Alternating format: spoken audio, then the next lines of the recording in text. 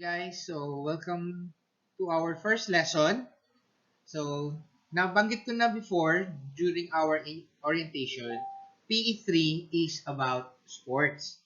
So, basically, ang PE3 natin is more on individual and dual sport. At gaya na nasabi ko, magpo-focus tayo sa individual sport. Okay, so anong klaseng individual sport ang i-discuss natin? Ang pag-aaralan ninyo, which is martial arts or basic or foundation of martial arts. So let's start with identifying or understanding sports muna. So first, kailangan malaman natin, so alam natin, nagtitake kayo ng PE. So para saan ba ang PE? So when you talk about PE or physical education, okay, it is an education through the physical. So yung paggalaw ng inyong mga katawan. Okay, it aims to develop the student's physical competence and knowledge of movement and safety. Okay, so alam natin, lahat kayo marunong gumalaw, marunong kumilos, pero there are movements of your body na kapag nagkamali ka, maaring makadamage sa katawan niyo. For example, yung best example, yung pagbubuhat na lang ng mabigat, may bubuhatin ka. Okay? Yung iba, yumuyuko, kukunin yung mabigat at saka iangat, which is wrong. Diba? So, anong tamang paraan sa pagbubuhat ng mabigat? You bend your knees, okay? At saka nyo ililift, okay? Pagtayo. Hindi yung yuyuko kayo at saka nyo tataas. It will break, it might damage your back. Okay? Baka masaktan o mapilayan yung likuran natin. Okay? So, physical competence and knowledge of movement and safety. And the ability to use this to perform in a wide range of activities associated with the development of an active and healthy lifestyle. So, okay, so pag maganda ang katawan ninyo, physically fit kayo, marami kayong magagawa. Okay? At marami kayong ma-perform, okay, in your daily lives. Okay? Also, physical education, it also develops students' confidence and generic skills, especially those collaboration, communication, creativity, critical thinking, and aesthetic appreciation. So, ano ibig sabihin nito? Sa pamamagitan ng physical education, kasi nga may interaction kayo, may activities kayo all together, nade-develop yung confidence. Okay? Kasi masaya maglaro. Parang you consider it as fun or a play. O masaya. So, na-perform niyo yung mga activity, nade-develop lang hindi katawan ninyo, kundi confidence ninyo. Okay? Tapos, creativity. O yan, parang may dancing, yung nakikita natin nagpe-perform na group performance. Okay? Critical thinking. O, kasi parang sports yan, di ba? Or may game. So, nahahasa ang inyong pag-iisip kung paano mag-iisip ng tama. Okay? So that you could win the game. Okay? And then, you have aesthetic appreciation. So, lahat ng bagay na gagawin natin, maliit o malaki, okay, nagkakaroon kayo ng appreciation dito. This, together with the nurturing positive values and attitudes in PE, provides a good foundation for students' lifelong and life-wide learning. So, kaya nabanggit ko, pag maganda ang na-enjoy nyo yung PE, na-perform yan, you perform physical activities, okay, it develops positive values, okay, tsaka nagkakaroon kayo ng stable attitude. At pag meron kayong magandang attitude, magandang foundation of values, self-confidence, ano pa ba? You have your self-confidence, tapos emotional stability, mental and critical thinking. Okay? Yan ang foundation ng katawan ninyo that you could develop into a very well-rounded individual. So what are the areas of development? Okay, so in physical education, so we have the physical, so yung pangangatawan, the muscles, the skin, the bones, the emotional, okay, so yung inyong pakiramdam, the way you handle emotion, happiness, sadness, anger, envy, okay? Then psychological, o yung how do you think? Okay? Paano ka ba mag-isip? And your social, so how do you communicate? How do you connect with the people, okay, sa paligid mo? So those are the, pag nag-aral ka ng PE, ito yung dinedevelop natin, the physical, the emotional, the psychological, and the social. So, let's go now to the definition of sports, or what is sports? Okay? It's an activity that requires physical action and skills. Okay? So, alam natin, when you talk about physical education, okay, may physical activity to. May physical action, may physical skills. Pero, when you talk about sports, okay, there is an individual, okay, or teams that compete under a certain rules. Okay, so, when you say PE lang, naglalaro ka, or your games, okay, you're just moving, exercising, and everything. That's physical education or physical activity. Wala ka naman. Parang sarili mo lang yun. Pero pag sinabi mong sports, those physical activity na gagawin mo na may sinusunod ka na rules and regulation of that particular sport, okay, eh meron kang kalaban. You are aiming, okay, in which, kumbaga meron kayong goal, which is to win. So what are the different aspects or important aspects na dapat mong malaman, okay, pag mag-aaral ka ng sport? Aalamin, kapag nag-aaral ka about the sport, you need to understand the history. Paano ba nagsimula yung sport na yan? Okay, kung iyan ay gumagamit ng mga court o ng mga areas, you have to identify ano yung court dimension or venue. Okay, so when you say court dimension, pag gumagamit ng court, okay, anong court ang ginagamit? So what are the different courts? You have your basketball court, you have your volleyball court, you have your tennis court, you have your, what do you call, ano yan? Badminton, volleyball, and everything. Pero hindi lang naman court nagaganap ang mga sport. That's why meron tayong pwedeng venue. When you talk about track and field, o syempre, yung oval. When you talk about soccer, football, so open field. Baseball, you have open field or the diamonds. Kapag swimming, of course, syempre, swimming pool. Then you have to understand also the equipments and gears. Ano-ano yung mga equipment na kailangan sa sport na yan? Ano yung mga gears? At para saan? At paano ginagamit? Okay? You have your technical, and tactical skills. So, kailangan alam mo yung mga techniques na kailangan in order for you to play the sport and to win it. And of course, the rules of the game. Ano yung mga dapat gawin? Ano yung mga bawal? Okay? Ano yung mga guidelines? And then, officiating. Sino ang nagpapasimula o sino ang parang coordinator, okay, or leader nung particular sport na yan. So what are the different classification of sports? So you have your individual. Yung gagawin ninyo. When you talk about individual, this is played by one participant on each side competing. Remember, sports to. Okay? Hindi naman kasabihin natin individual. Okay? Mag-isa ka lang lalaro, okay? Wala kang kalaban. So, hindi siya mako-considered na sport. Kailangan meron kang kompetensya. Okay? Na, syempre, isa din. Okay? So, what are samples of individual sports? You have your gymnastics, the wushu sport. Ano pa ba? Pwedeng badminton, yung one-on-one, table tennis and tennis, na one-on-one. Okay? Then you have your dual sport, played by two competing pairs. Oh, okay. So, when you say competing, in one team, dalawa ang tao. So, like I said, badminton, pwedeng dalawang tao lang sa isang side. Dalawa sa ang kalaban nila, dalawa rin. Table tennis, same. Tennis.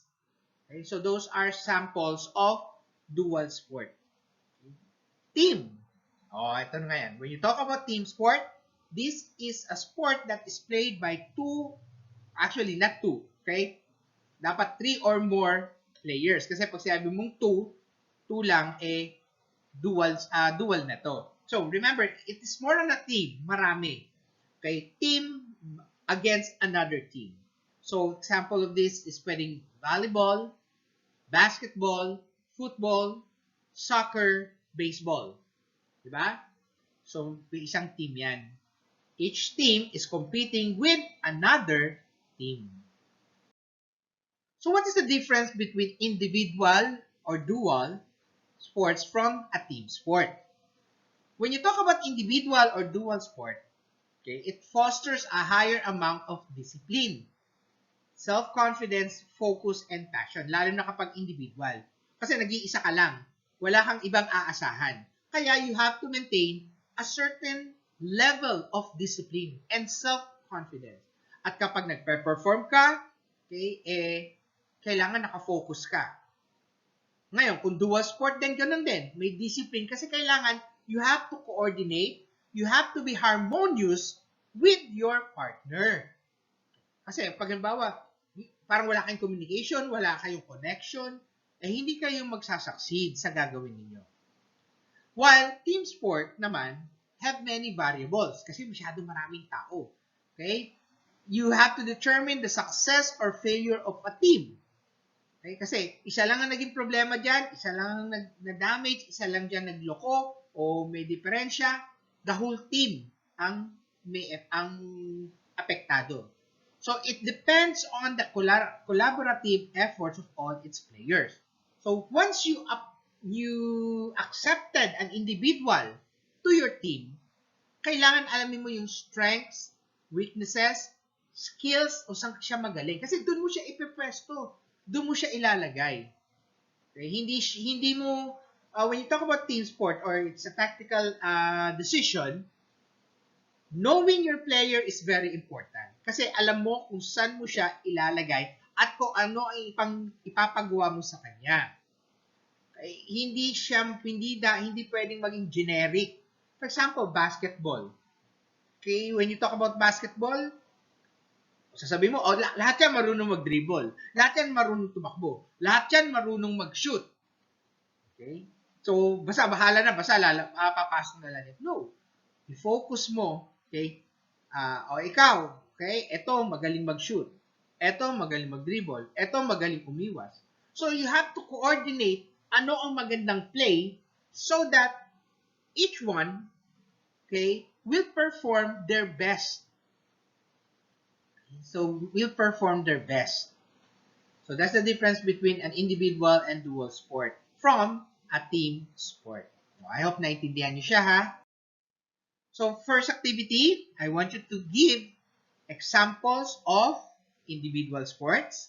Maliban sa mga nabanggit ko, okay, naka-video to, so tandaan niyo, nabanggit ko na ba yung sport na yon? So, magbigay kayo ng tatlong individual sport, tatlong dual sports, and tatlong team sports.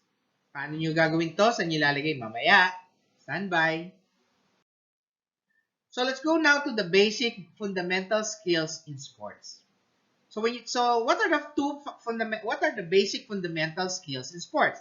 You have your technical skills, you have your tactical skills.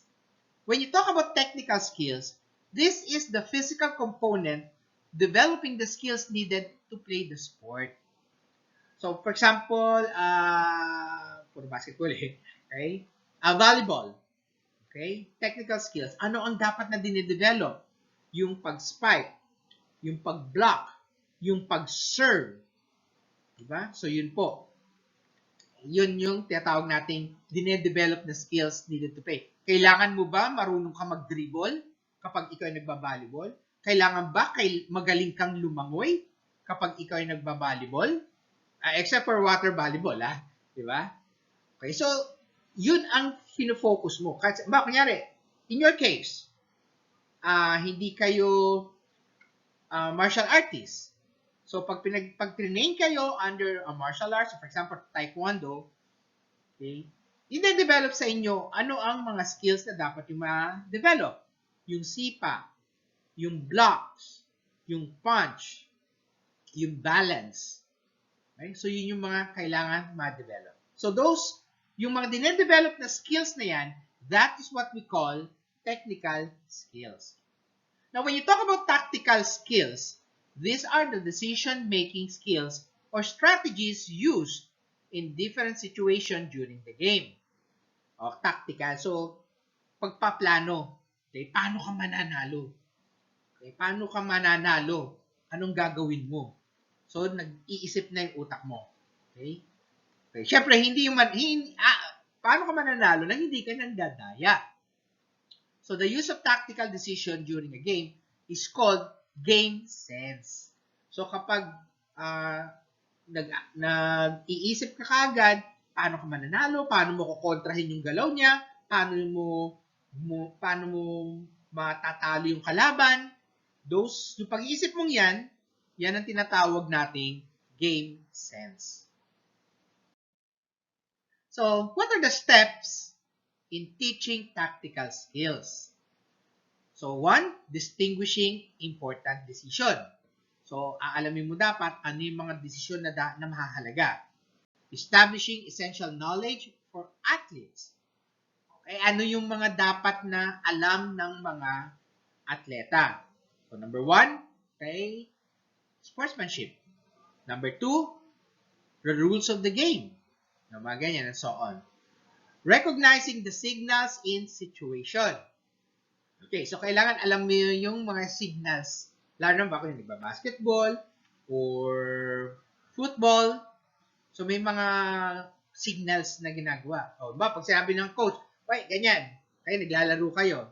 Na ganyan, meaning time out. So all the players know, okay, na magkakaroon ng time out. Hindi na ganyan na, tinanggap na yung time out, tuloy-tuloy pa rin yung laban. So the players must be able to recognize those kinds of signals. Giving appropriate tactical options. Okay, so strategy. Okay, na hindi ka nandadaya. Kaya appropriate tactical option.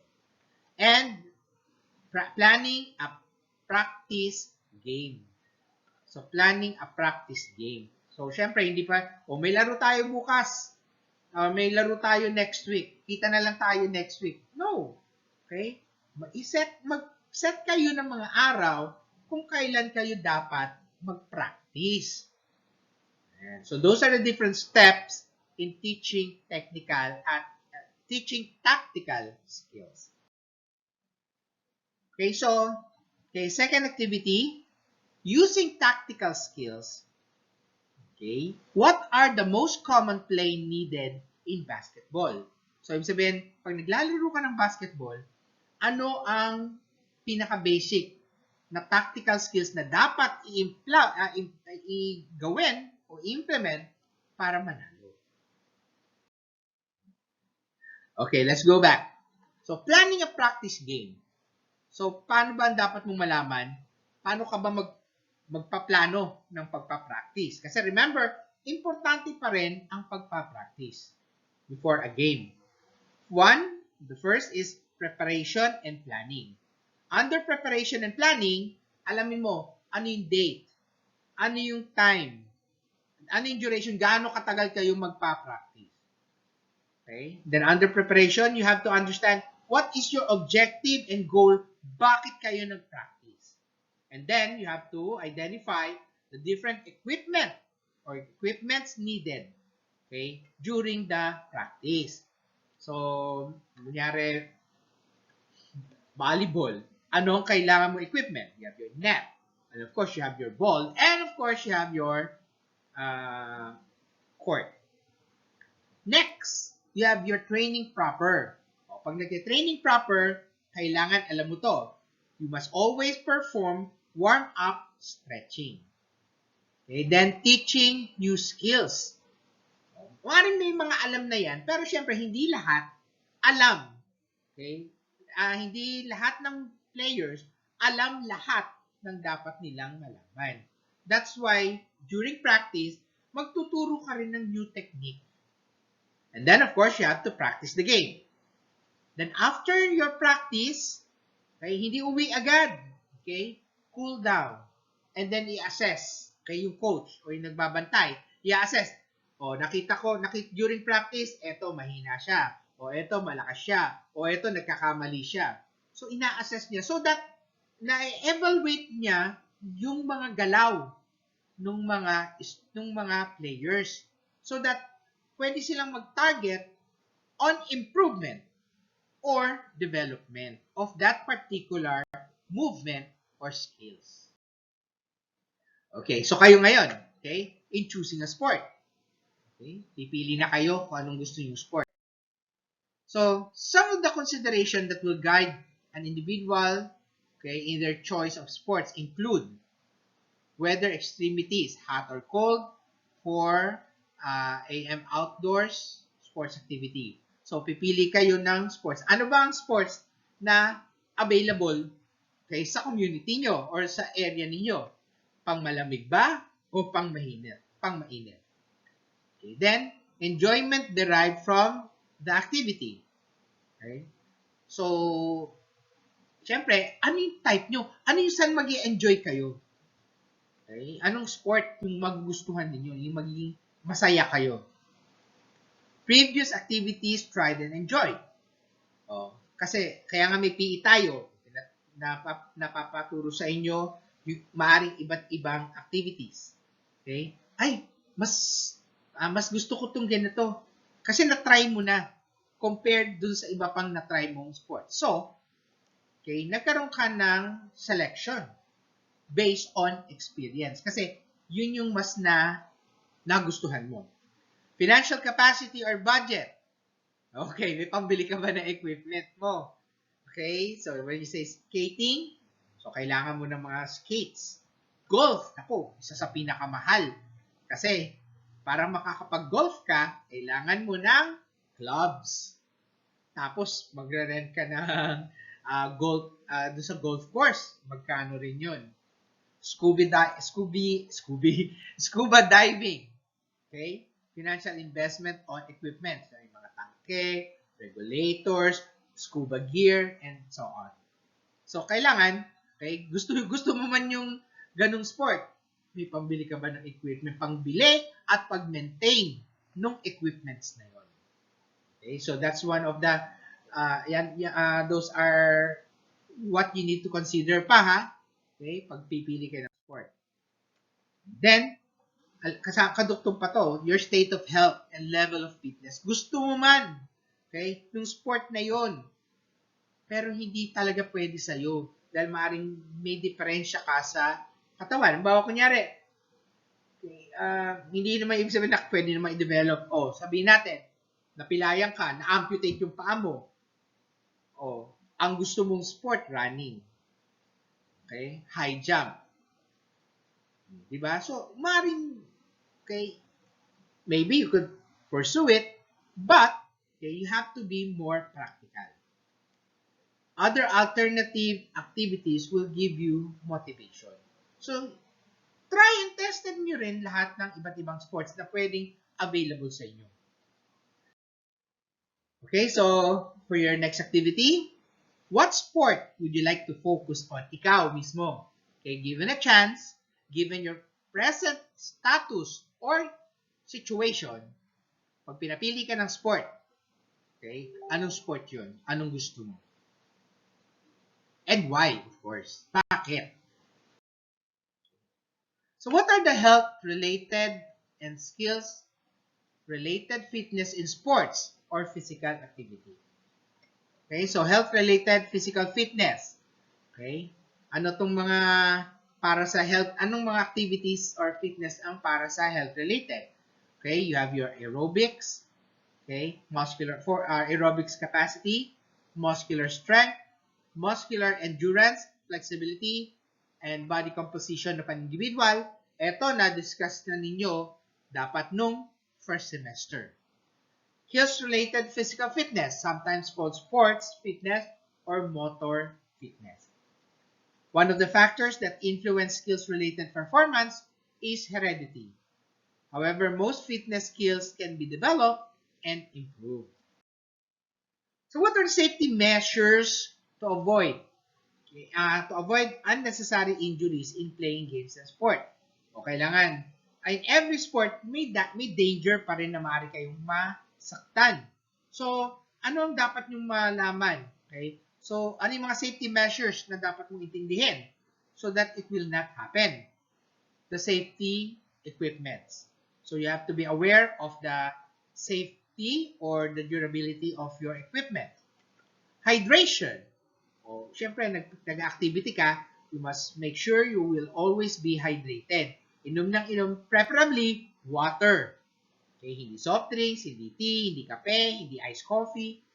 Preferably water. Kasi ang lumabas sa katawan mo nung nagpawis ka ay tubig, pawis, di ba? Sweat, water. Okay, pas papalitan mo, soft drinks. Soft drinks ipalit mo kapag nagpawis ka, ang lumabas soft drinks. Sige, go. Then, perform moderate intensity physical activity. Before you perform anything, yung warm up natin. Warm up and stretching. And of course, the weather condition. Lalo na kung baka kunyari outdoors. Okay? Gusto mo mag-basketball, gusto mo mag-soccer, gusto mo mag-badminton, bumabagyo. Or matinding init ng araw. Diba? So you have to be aware of the weather condition. Okay?